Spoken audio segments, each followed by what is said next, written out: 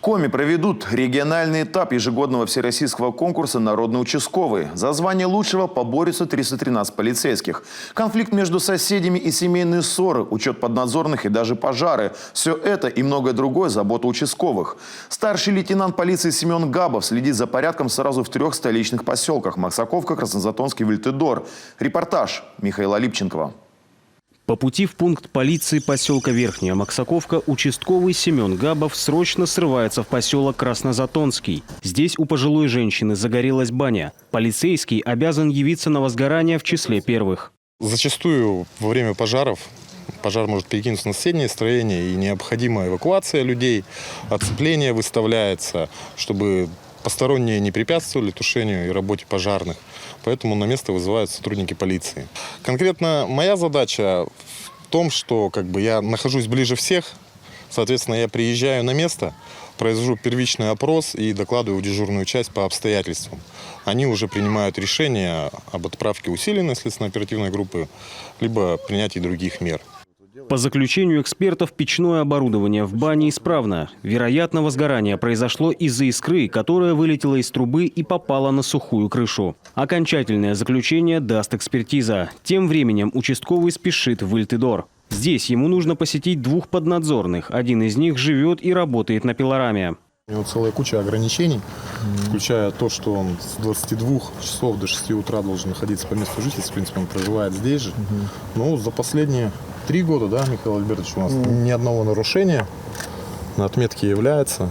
Вечером, когда мы заезжаем, в любое время он на телефоне идет, ворота открывает, встречает, расписывается. Вот. В принципе, говорит, что здесь его все устраивает. Нормально.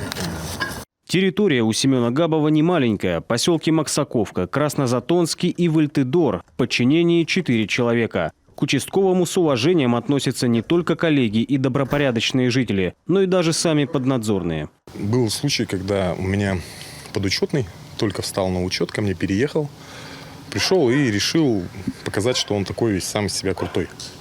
Тут следом на отметку, они отмечаются у меня, в 6-м пункте полиции, заходит Сергей Прокопьевич. Было интересно видеть, как, грубо говоря, как в фильмах. Старый вор встретил молодого и раз его на табуретку посадил и объяснил, что тот не прав. В полиции Семен Габов 6 лет, из них 4 года участковым. Должность ответственная и многофункциональная. Одна из таких задач – это профилактика.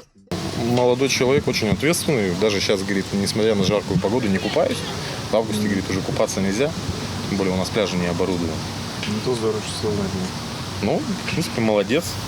Участковому нередко приходится общаться с детьми. В преддверии нового учебного года Семен Габов с коллегой из комиссии по делам несовершеннолетних посетили поднадзорные семьи и проверили, как идет подготовка к школе.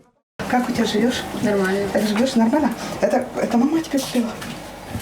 Видишь, какая у тебя мама молодец, да? Вон какая у тебя умничка. А ты как? Нормально. Нормально? В школу готов? Покажи еще, что у тебя есть.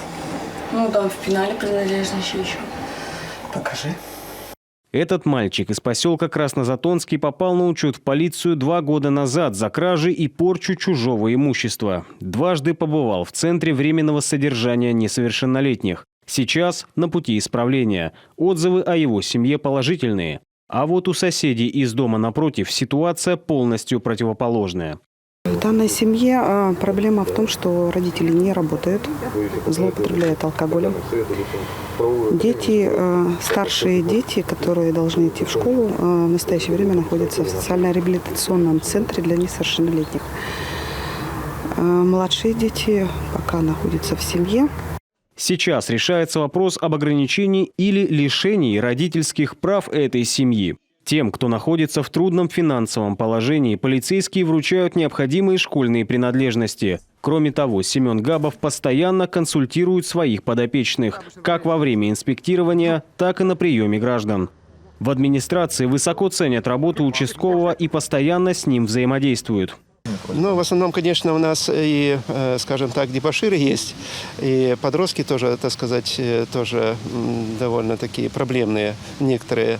Вот, поэтому в основном по этим вопросам. Часто мы уходим с ним, значит, по тем проблемным домам, где живут, скажем так, неблагополучные семьи.